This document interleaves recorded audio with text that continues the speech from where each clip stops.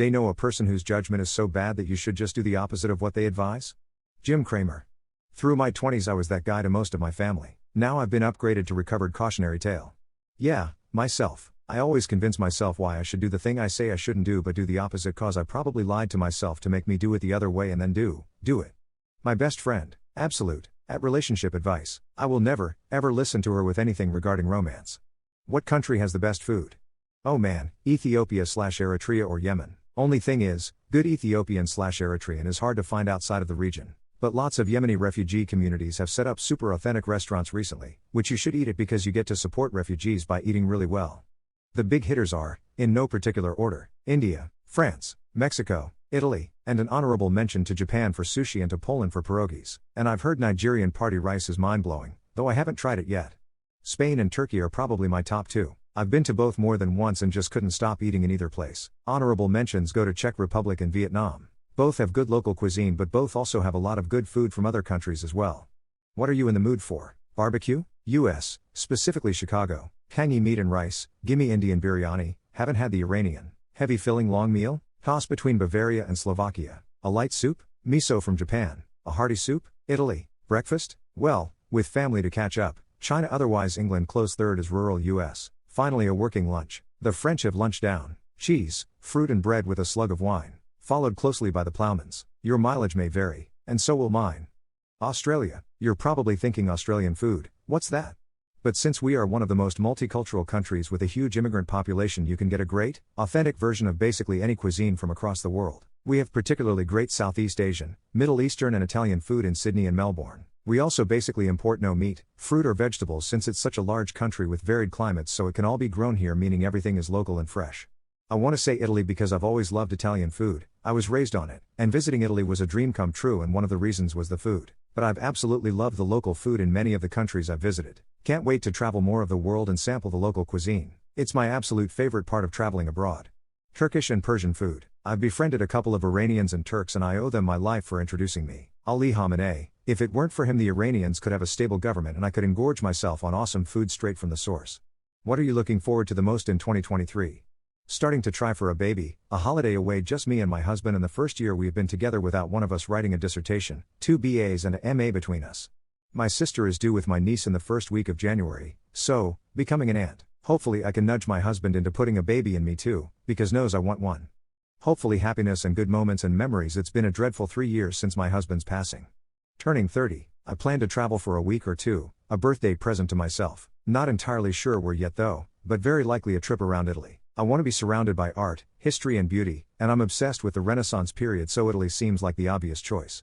Having my life back, I just finished my PhD.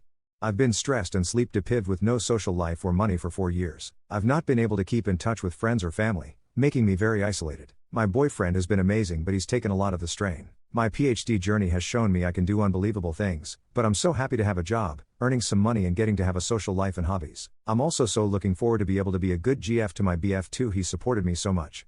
Vacation in August, my BF leaves the country for 6 months and I visit him in the last month he's there and we fly back home then. At the same time it's the most horrible feeling since he'll be gone for half a year and I don't know how to afford the flight. But I'm working and getting a second job and probably gonna live on the bare minimum to save as much money of my monthly paycheck. Trips that we had to postpone during COVID, now we can take them. Disney World in the spring, Yellowstone and Las Vegas in August and hopefully we can book our trip to New Zealand for Christmas of 2023. So exciting? So much in 2023. The birth of a nephew and a niece, my brother's wedding, 2 weddings of friends, we will be celebrating 6 years as a couple and 1 year married, and I'll be starting a new project for work which will take me to Turkey where I've never traveled. I was looking forward to graduating with my associates but unfortunately due to some classes only being offered in the fall. I'll be back next fall semester for 2 classes. Our 40th wedding anniversary trip this spring. We are going to Galveston, Baton Rouge going to see the LSU Live Tiger mascot ! And tour the campus, and then to NOLA my happy place. They wipe their foot on the broom bristles when sweeping so you don't track any more crumbs. I do now. I also vacuum my socks. Lol. Do you think your foot is dirtier than your broom? This sounds absolutely disgusting to me.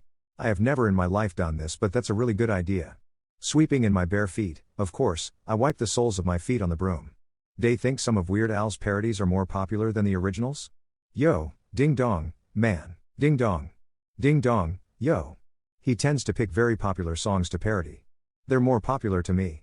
I think that's the point and why he's so famous. I would understand if you didn't use Gangster's Paradise as an example. Come on now. What are things that men don't understand about men?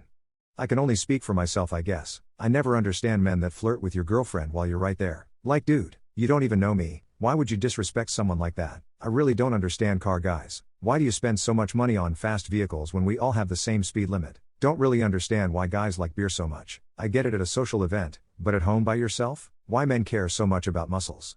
When you get jacked, women don't really care. But men flock to you and want to be your friend. It's very strange. Men that don't want to be a father to their kid. Getting worked up over sports games. Have a little sympathy after we get dumped if we are not over her in 3 weeks after 3 years of dating. Just because you don't like a particular race, color, creed or sexual origin, keep it to yourself. Pretend it can't leave the house and act accordingly. Try this, pretend your racist ideas are your bet worth. Don't let other people know it, keep it a guarded secret. Some of us love to jack off more than being with another person. Every time a guy says this, some caricature of an alpha man, mostly some 13-year-old will post something about checking the testosterone level. Lol. Come on kiddo, if it were true, then these people won't fap either, and I have known many men actually say they prefer masturbating over. I don't get why so many, especially older, men think it's acceptable to just grab women, or say inappropriate things. I work in healthcare, so it's like 90% plus women, and all my work friends are women. So I hear all sorts of stories of dirty old men saying inappropriate things, or witness them grab women inappropriately. I always step in and correct that behavior, just wonder why they do it. The nurse or aide working with them isn't interested. They're nice because it's their job. Men need to and ought to support men, it's not weakness at all. The whole notion of propagating one another into toxic traits like endless hustle culture, lack of emotion, toxic masculinity, or putting each other down for non-traditional hobbies or actions. Nah, we need to support one another regardless of who we are and provide comfort, softness, legitimacy, an emotional space to each other as we navigate what it means to be a man and how we can grow within a ruthless society. Just don't be dicks and judgmental towards other guys and accept one another as we are. How did you learn to love yourself? You have to do it. If you need a reason, a proof, an argument, etc., then you're pinning your mental health on a condition that you will need to protect. Some men think I'm great because I'm intelligent and then they turn insecure when their intellect is challenged. Some think I'm great because I'm always number one and then they anxiously try to prove themselves as tough or alpha or whatever. Choose to love yourself. If you don't, some trauma probably taught you that you shouldn't, in which case you should find that memory and fix it. Some surgery to our core beliefs can be good for us if those beliefs no longer serve us or protect us but instead hold us back. Today, I'm a high schooler and I managed to connect back to an online friend that I never talked to in months. When we connected back, things weren't the best. They were S1-ing their wrist because of reasons I cannot expose here, and their friend almost commied the unthinkable.